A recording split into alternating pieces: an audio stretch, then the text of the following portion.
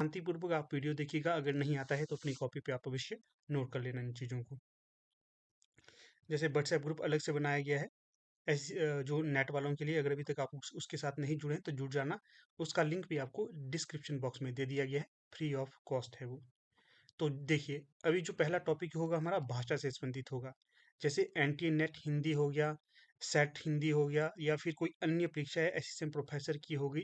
जो पहले भाषा से संबंधित प्रश्न पूछे गए हैं उन्हें यहाँ पर संकलित किया गया है। तो आगे बढ़ने से पहले आज का मोटिवेशन कोड देखिए। रिश्ता चाहे कोई भी हो, मन से होना चाहिए, मतलब से नहीं। क्यों नहीं होना चाहिए मतलब से? मतलब से इसलिए नहीं रिश्ते बनाने चाहिए क्योंकि देखिए, ऐसा आपने सुना है, जैसा आप दूसरों के लिए करते हो वैसा ही आपको मिलता है। मान लीजिए अगर आप रिश्ता किसी के साथ मन से रखोगे ना, सामने वाला भी आपसे रिश्ते मन से ही रखने की कोशिश करेगा, वो मतलब से नहीं रखेगा। अगर आप किसी से रिश्ता मतलब से रखते हो तो कोई अन्य पर्सन आएगा, वो भी आपसे मतलब से ही रिश्ता रखेगा। सुना है ना आपने, कर भला हो भला, इस तरह की ये यहाँ पर कोर्स के विचार हैं। ठीक है, इसी सोच के साथ आगे वीडियो को देख लेते हैं। तो पहला प्रश्न यहाँ पर क्या पूछा गया है? भाषा के रूप में अवधि का प्रथम प्रयोग किस रचना में मिलता है? तो विकल्प में है खालिक बारी, उक्ति व्यक्ति प्रकरण, चंदायन या मृगावती। तो भाषा के रूप में अवधि का प्रथम प्रयोग किस रचना में मिलता है? खालिक बारी में। खालिक बारी किसकी रचना है? तो अमीर खुसरो की रचना है खालिक बारी। अगला प्रश्न देखिए दो। प्रथम राजभाषा आयोग की स्थापना कब की गई? प्रथम राजभाषा आयोग की स्थापना कब की गई? इस उत्तर को सही रहने देना, पहले कोशिश करना कि आप सही उत्तर का चयन कर पाते हैं कि नहीं, जो विकल्प में दिए गए हैं। विकल्प में है जैसे 7 जून 1951, 8 जून 1953, 9 जून 1954 या 7 जून 1955। जून यहाँ पर हर एक है जून, ठीक है। तो इनमें से जो सही जून होगा तो होगा 7 जून 1955 को प्रथम राजभाषा आयोग की स्थापना की गई थी। 7 जून 1955 ये सही विकल्प होगा। फिर अगला प्रश्न क्या है? भगेली बोली किस अपभ्रंश से विकसित हुई है? भगेली। तो सही जो विकल्प होगा शौरसेनी, मागधी, अर्धमागधी या ब्राचट। भगेली उत्पन्न हुई है अर्धमागधी अपभ्रंश से, तो यहां पर होगा सी सही विकल्प। स्पर्श संघर्षी व्यंजन ध्वनि कौन सी है? स्पर्श संघर्षी व्यंजन ध्वनि स, य, न या झ। तो जो झ है ये स्पर्श संघर्षी व्यंजन है। फिर अगला देखिए यहां पर,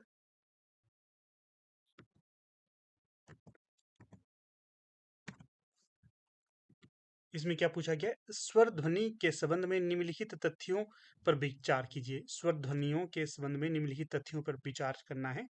तो अगर हम विचार करते हैं तो यहाँ पर देखिए, हमें सही जो विकल्प लगता है तो वो है केवल बी सी ई।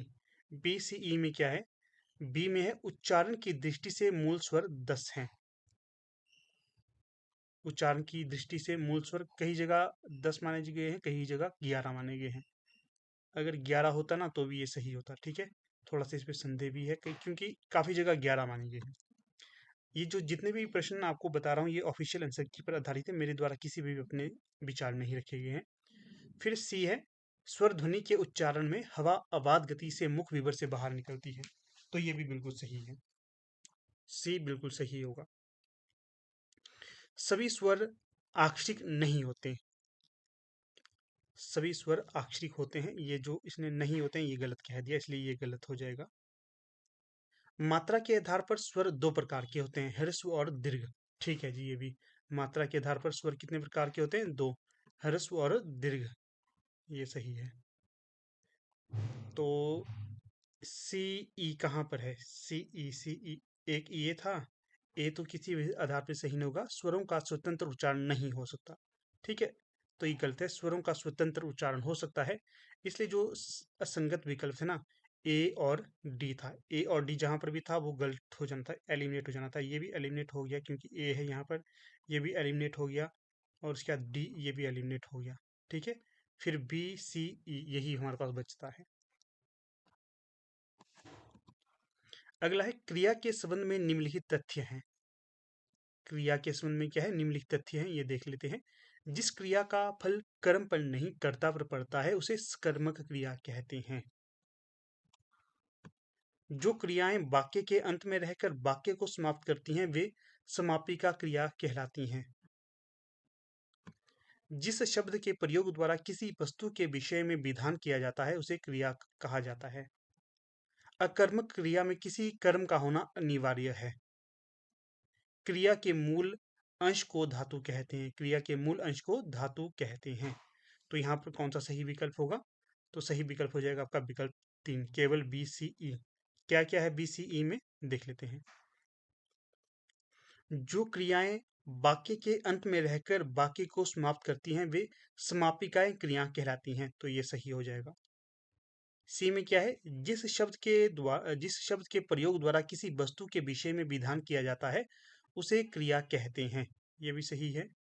और ई क्या है? क्रिया के मूल अंश को धातु कहते हैं। ये भी सही है। ए और डी क्यों असंगत है इसे भी देख लेते हैं। जिस क्रिया का फल कर्म पर नहीं पड़ता कर्ता पर पड़ता है उसे सकर्मक कहते हैं। नहीं, ऐसा नहीं है, उसे सकर्मक नहीं कहते, सकर्मक क्रिया नहीं कहते हैं, इसलिए ये असंगत हो जाएगा। फिर है अकर्मक क्रिया में किसी कर्म का होना अनिवार्य नहीं। ये भी अनिवार्य नहीं होता, इसलिए ए और डी यहाँ पर असंगत होंगे। जहाँ पर भी ए और डी थे वो असंगत हो जाने थे, जैसे ये भी एलिमिनेट हो गया और डी यहाँ पर है ये भी एलिमिनेट हो गया और ए और डी यहाँ पर भी है ये भी एलिमिनेट हो गया, इसलिए केवल बी सी ई यहाँ पर सही होंगे। अगला है सूची ए को सूची 2 के साथ सुमेलित करना है। सूची ए को सूची 2 के साथ सुमेलित करना है। तो अगर हम सुमेलित करते हैं तो देखिए, जो तत्पुरुष समास है ये किसके इसमें कौन सा उदाहरण आएगा? तत्पुरुष समास में शिवाल्य। और द्वंद्व समास ये इसमें कौन सा उदाहरण आएगा? लवकुश। अव्ययी भाव समास इसमें कौन सा उदाहरण आएगा? अव्ययी भाव में यथामति। और बहुब्रीहि समास में कौन सा उदाहरण आएगा? चक्रपाणी। ठीक है। ए का 3, इस आधार पे ए का 3 यहाँ पर भी बन रहा है और यहाँ पर भी बन रहा है। द्वंद्व समास बी का 1, बी का 1 यहाँ पर भी है, ये तो पहले ही हमारा एलिमिनेट है, ये तो नहीं होगा क्योंकि एक मिलान नहीं है यहाँ पर। ये भी पहले से एलिमिनेट है क्योंकि यहाँ पर भी पहले का मिलान नहीं हुआ है। सिर्फ जो मिलान हुआ है ये हुआ है ए का 3, बी का 1, सी का 2, डी का 4। सही उत्तर होगा विकल्प नंबर 4 वाला। अगला प्रश्न है देवनागरी लिपि के मानकीकरण के प्रयासों को पहले से बाद के क्रम में लगाना है। पहले से बाद मतलब पहले कौन आया उसके बाद कौन आया, तो देख लेते हैं। जो पहले नंबर पे कौन सा आएगा वो सीधे हम देख लेते हैं। विकल्प 2 वाला यहाँ पर सही होगा। पहले नंबर पे आएगा बी, महादेव गोविंद रनाडे के सुझाव, 1 नंबर है ये। फिर महाराष्ट्र साहित्य परिषद पुणे द्वारा गठित लिपि सुधार समिति, ये 2 नंबर पे आएगा। फिर आएगा आपका काका कालेलकर की अध्यक्षता में गठित सुधार समिति, 3 नंबर पे। इसके पश्चात आपका आएगा चौथे नंबर पे आएगा आचार्य नरेंद्र देव की अध्यक्षता में गठित परिषद, 4 नंबर पे ये है। और अंत में आएगा डॉक्टर राधा कृष्णन की अध्यक्षता में गठित परिषद। इस प्रकार से ये क्रम होगा। एक बार फिर से बता देता हूँ। पहले नंबर पे है महादेव गोविंद रनाडे के सुझाव, दूसरे नंबर पे है महाराष्ट्र साहित्य परिषद पुणे द्वारा गठित लिपि सुधार समिति, तीसरे नंबर पे है काका कालेलकर की अध्यक्षता में गठित सुधार समिति, और चौथे नंबर पे है आचार्य नरेंद्र देव की अध्यक्षता में गठित परिषद, और पांचवें और अंतिम नंबर पे है डॉक्टर राधाकृष्णन की अध्यक्षता में गठित परिषद। तो ये क्रम आप याद रखिएगा। अगला प्रश्न देखिए, ये तर्क और स्थावना वाला ही आ गया पर भाषा से संबंधित है, तो इसे भी देख लेते हैं। क्या है अभिकथन, क्या दिया गया है यहाँ? भौगोलिक परिवेश का भाषा के मानकीकरण की प्रक्रिया में महत्वपूर्ण योगदान है। हमने पीछे किया था ना ये, अगर आपने वो लेक्चर देखा होगा तो आप इसे सही कर लोगे। फिर कारण क्या यहाँ पर? कारण होगा भाषा मूलतः सामाजिक उत्पाद है। सामाजिक परिवेश किसी भाषा के मानकीकरण की प्रक्रिया को गति प्रदान करने वाला सबसे सबल कारण है। तो यहाँ पर जो सही विकल्प होगा तो वो होगा विकल्प ए। ए और आर दोनों सही हैं। आर ए की सही व्याख्या है। जो आर है ये ए की सही व्याख्या हो जाएगी। फिर अगला प्रश्न देखिए, निम्नलिखित भाषाओं को विकास के क्रम से व्यवस्थित कीजिए। कौन पहले आया है?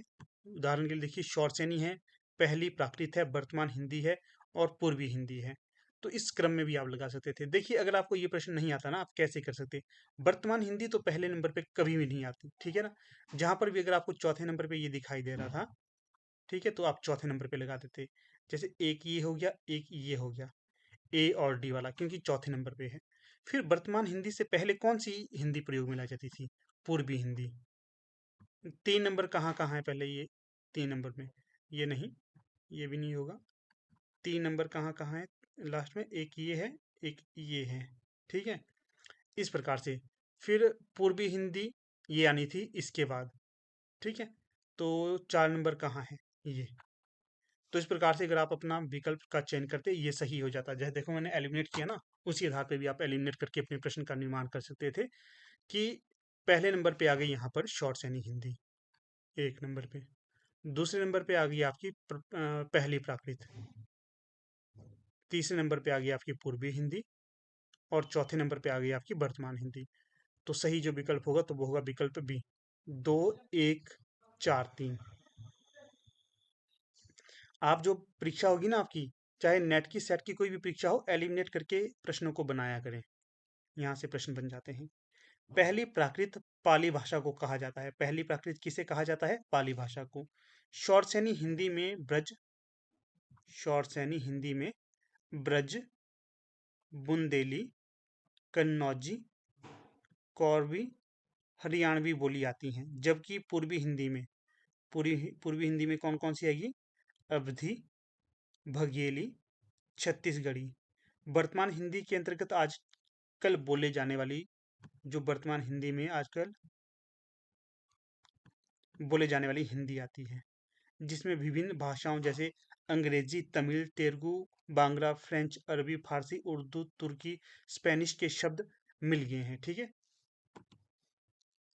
अगला है, प्रकाशन वर्ष के अनुसार निम्नलिखित कहानियों का सही क्रम बताइए। ये कहानी वाला प्रश्न कहाँ से आ गया यहाँ? खैर आ गया तो कोई बात नहीं। प्रकाशन वर्ष के अनुसार निम्नलिखित कहानियों का सही क्रम बताना था यहाँ। क्या होगा सही विकल्प, इसे देख लेते हैं। क्या जुलाई वाली पहले आएगी? ये 11 वर्ष का समय, एक टोकरी भर मिट्टी या प्ले की चुड़ैल। तो जो सही विकल्प होगा तो वो होगा विकल्प बी, 3 4 2 1, इस क्रम में सही होगा। जो एक टोकरी भर मिट्टी है ये सबसे पहले आएगी 1901 में। प्ले की चुड़ैल ये आएगी आपकी 1902 की। 11 वर्ष का समय ये क्या समय आएगा? 1903। धुलाई वाली ये क्या समय लेकर आई थी? 1907। ये क्रम सही होगा, याद रखना। अगर ये प्रश्न पूछा जाए कि एक टोकरी भर मिट्टी किसकी कहानी है? माधवराज सप्रे की। प्रलय की चुड़ैल किसकी है? भगवान दास की। 11 वर्ष का समय किसकी कहानी है? आचार्य रामचंद्र शुक्ल की। धुलाई वाली किसकी कहानी है? बंग महिला की। ये रखिए, क्रम भी याद रखना है आपने, वर्ष और कहानीकार भी आपने याद रखना है। अगला है, निम्नलिखित में से कौन सी भाषा आर्य भाषाओं में शामिल नहीं है? आर्य भाषाओं में कौन सी शामिल नहीं है? विकल्प में है संस्कृत, प्राकृत, तुर्की, अंग्रेजी। तो जो सही विकल्प होगा तो वो होगा तुर्की। तुर्की ये आपकी आर्य भाषाओं में सम्मिलित नहीं है। संस्कृत, प्राकृत, अंग्रेजी ये आर्य भाषाओं में सम्मिलित होगी। अगर ये प्रश्न पूछा जाए तुर्की किस भाषा परिवार में आती है, तो ये आती है शामी परिवार में। किसमें? शामी परिवार में। लेक्चर का पीडीएफ चाहिए तो आप हमारे टेलीग्राम ग्रुप के साथ जुड़ जाना, और जो पेड मेंबरशिप जिन्होंने ली है उनको व्हाट्सएप ग्रुप में ही सेंड हो जाएगी पीडीएफ। तो अगर अभी तक आपने हमारी पेड मेंबरशिप नहीं ली है तो आप ले सकते हो। वहाँ पर आपको हर एक लेक्चर का पीडीएफ आपको व्हाट्सएप ग्रुप में ही मिल जाएगा। हर दिन आपको स्टडी मैटर मिलता है वहाँ पर। कोई क्वेरी होगी तो जो डिस्क्रिप्शन यहाँ स्क्रीन में आपको नंबर दिखाई दे रहा होगा, व्हाट्सएप नंबर, इस पर आप व्हाट्सएप कर सकते हो और सारी क्वेरी कर सकते हो इसके रिगार्डिंग। फिर देखिए अगला प्रश्न है, निम्नलिखित में से कौन सा शब्द रूढ़ है, यौगिक नहीं? रूढ़ शब्द कौन सा है ये यहाँ पर बताना था। रूढ़ शब्द पीला, झटपट, घुड़साल या पंकज। तो जो रूढ़ होगा तो वो होगा पीला, विकल्प ए। पीला शब्द रूढ़ है। झटपट, घुड़साल यौगिक शब्द होंगे। झटपट, घुड़साल यौगिक शब्द होंगे। ये कैसे? यौगिक शब्द याद रखना है, नोट कर लीजिए। और जो पंकज है ये है योगरूढ़। क्या है ये? योगरूढ़। ये देखिए, ये पॉइंट भी मोस्ट इंपॉर्टेंट है। क्या? व्युत्पत्ति या रचना की दृष्टि से, व्युत्पत्ति या फिर रचना की दृष्टि से शब्द कितने प्रकार के हैं? व्युत्पत्ति या रचना की दृष्टि से शब्द के हैं 3 प्रकार। कौन कौन से? एक हो गया रूढ़, दूसरा हो गया यौगिक, तीसरा हो गया योगरूढ़। वेरी वेरी वेरी इंपॉर्टेंट, याद रखना। अब हम देखेंगे कि रूढ़ शब्द क्या, कैसे होते हैं, क्या कहलाते हैं। जो शब्द हमेशा किसी विशेष अर्थ को प्रकट करते हैं, जो शब्द हमेशा किसी विशेष अर्थ को प्रकट करते हैं, विशेष अर्थ को प्रकट करते हैं, तो वो कहलाते हैं करते हैं, तथा उनके खंड या कोई अर्थ खंड, जिसके खंड का कोई अर्थ ना निकले, तो उन्हें रूढ़ शब्द कहते हैं। मान लीजिए अगर हम पीला है ना, पीला का खंड कर देते पीला, क्या पीला का कोई अर्थ नहीं निकल रहा है, तो रूढ़ हो गया ये। जैसे झट, झट का होता है जल्दी, झटपट, जल्दी। और घुड़, घुड़ का मतलब घोड़ा भी कहा जाता है। पंख, पंकज का मतलब कीचड़ भी होता है और कमल भी होता है। इस तरह से तोड़ने पे जिसके अर्थ निकले। जैसे देखो आगे आपको और पता चलेगा। जो शब्द हमेशा किसी विशेष अर्थ को प्रकट करते हैं तथा जिसके खंड का कोई अर्थ ना निकले, उन्हें रूढ़ शब्द कहा जाता है। मोस्ट इंपॉर्टेंट, स्टार लगा लेता हूं मैं यहाँ पर, आपको इंपॉर्टेंट लगे। यौगिक, ये भी मोस्ट इंपॉर्टेंट है। योगरूढ़, ये भी मोस्ट इंपॉर्टेंट। यौगिक, यौगिक शब्द किन्हें कहा जाता है? जो शब्द अन्य शब्दों के योग से बनते हैं। योग, योग देखिए, योग से योग बनता है। जो शब्द, जो अन्य शब्दों के योग से बने हों तथा उनके प्रत्येक खंड का कोई अर्थ हो, उन्हें यौगिक कहा जाता है। जैसे घुड़ साल, आग बबूला, ये अलग अलग शब्द अलग अलग महत्व दे रहे हैं, अलग अलग अर्थ दे रहे हैं, तो इन्हें कहा जाता है यौगिक शब्द। फिर होगा योग रूढ़ शब्द। योग रूढ़ शब्द से क्या तात्पर्य है? जो शब्द अन्य शब्दों के योग से बने हों परंतु एक विशेष अर्थ के लिए प्रसिद्ध हों, एक विशेष अर्थ के लिए प्रसिद्ध होते हैं, जैसे उन्हें योग रूढ़ कहा जाता है। जैसे लंबोदर हो गए, दशानन हो गए, और उसी के साथ अपना ये पंकज हो गया। ठीक है ना? इसका जैसे पंकज वैसे तो कीचड़ को कहा जाता है, परंतु पंकज का अर्थ अलग निकलता है। जैसे लंबोदर, लंबा है जिसका उदर, तो हम ये नहीं कहेंगे कि लंबे उदर वाला, हम कहेंगे भगवान श्री गणेश के लिए ये नाम है। दशानन, 10 है जिसके सर, ऐसा थोड़ी होता 10 सर वाला कोई, ऐसा बोलेंगे। ऐसा बोलेंगे रावण के लिए प्रयुक्त होता है ये दशानन। ठीक है? इस तरह से ये योगरूढ़ शब्द कहलाते हैं। अगला देखिए, निम्नलिखित में से कौन सा शब्द फारसी का है? फारसी का शब्द है दाग, औरत, नीलम या फीस। तो जो सही विकल्प होगा तो वो होगा दाग। दाग शब्द ये फारसी का होगा। इसी के साथ फारसी भाषा के आपको अन्य शब्द भी बता देता हूं। फारसी भाषा के अन्य शब्द कौन कौन से हैं? आराम, अफसोस, खामोश, खरगोश, खुश, आमदनी, ये होंगे आपके फारसी के अन्य शब्द। जैसे औरत पूछा जाएगा किस भाषा का शब्द है? अरबी भाषा का शब्द है औरत। फीस किस भाषा का शब्द है? अंग्रेजी भाषा का। और लोटा किस भाषा का शब्द है? ये आप बताइएगा। ये प्रश्न आपसे पूछा हमने, लोटा किस भाषा का शब्द है? फिर अगला प्रश्न देखिए, निम्नलिखित दंत्य वर्ण हैं, तो बताना है दिए गए विकल्पों में से दंत्य वर्ण कौन कौन से होंगे। ड, ढ, द, ध, कौन सा है इनमें? तो अगर आप सही विकल्प का चयन करते हो तो वो आएगा आपका डी। डी कैसे आएगा? सी और डी करके। जो द है, त थ द ध, ये त वर्ग के हैं ना, त थ द ध, ये आएंगे आपके कंठ्य में, दंत्य में। यहाँ पर भी दिया है देखो, कंठ्य में कौन कौन से आएंगे? त, थ, द, ध, ये आएंगे कंठ्य में। ठीक है? दंत्य में, कंठ्य बार बार नहीं कर रहा है, दंत्य में। ये जो चार्ट है ये आपके लिए वेरी वेरी इंपॉर्टेंट है, देख लेना। एक प्रश्न यहाँ से आपको पूछा ही जाएगा, डायरेक्ट इनडायरेक्ट। अगर बात की जाए कंठ्य में कौन कौन से आएंगे, कंठ्य में आएंगे क, ख, ग, घ, न। तालव्य में कौन से आएंगे? च, छ, ज, झ, ज्य, श य। मूर्धन्य में कौन से आएंगे? ट ठ ट वर्ग है जैसे ये ना, ट ठ ड ढ ण श। और दंत्य में ये आ गया। ओष्ठ्य में कौन से आएंगे? ओष्ठ्य में आएंगे प फ ब भ म। वर्त से या दंत मूल से कौन सा है? न स र ल। दंतोष्ठ्य से कौन आएंगे? दंतोष्ठ्य से ये भी इंपॉर्टेंट है, ब फ, ये आएंगे। ठीक है, इस चार्ट को याद रखना आपने। अगला देखिए, निम्नलिखित वर्गों को उनसे संबंध बोलियों के साथ सम्मिलित करना है। यहाँ पर वर्ग दिया गया है, यहाँ पर बोली दी गई है, तो मिला लेते हैं कैसे कैसे क्या होगा। जैसे पश्चिमी हिंदी किसके अंतर्गत, पश्चिमी हिंदी के अंतर्गत कौन सी बोली आएगी? पूर्वी के, बिहारी के, राजस्थानी के। तो यहाँ पर जो सही मिलान हो जाएगा तो वो हो जाएगा आपका इस प्रकार से कि जो पश्चिमी हिंदी है इसके अंतर्गत आएगी, कहाँ गया मेरा पेन? पश्चिमी हिंदी के अंतर्गत आएगी बुंदेली। और पूर्वी हिंदी के अंतर्गत बघेली। बिहारी के अंतर्गत कौन सी आएगी? मगही। राजस्थानी के अंतर्गत मेवाती। ये क्रम यहाँ पर सही होगा। तो इस आधार पे कौन सा सही विकल्प होगा? विकल्प बी। ए का 2, बी का 3, सी का 4, डी का 1। पश्चिमी हिंदी के अंतर्गत आएगी आपकी बुंदेली। पूर्वी हिंदी के अंतर्गत आएगी आपकी बघेली, अवधी बघेली छत्तीसगढ़ी। बिहारी हिंदी के अंतर्गत आएगा मगही। और राजस्थानी हिंदी के अंतर्गत आएगा मेवाती। ये क्रम रखिए याद। अगला है, निम्नलिखित भाषाओं को विकास के उनके क्रम में व्यवस्थित कीजिए। तो विकास के क्रम में अगर हम व्यवस्थित करते हैं तो देखिए, प्राचीन संस्कृत, शौरसैनी, लौकिक संस्कृत और पश्चिमी हिंदी। यहाँ पर भी देखिए, जो मैंने ट्रिक बताई थी अगर उस आधार पर करते तो आपका ये प्रश्न भी यहाँ पर निकल जाता। कैसे?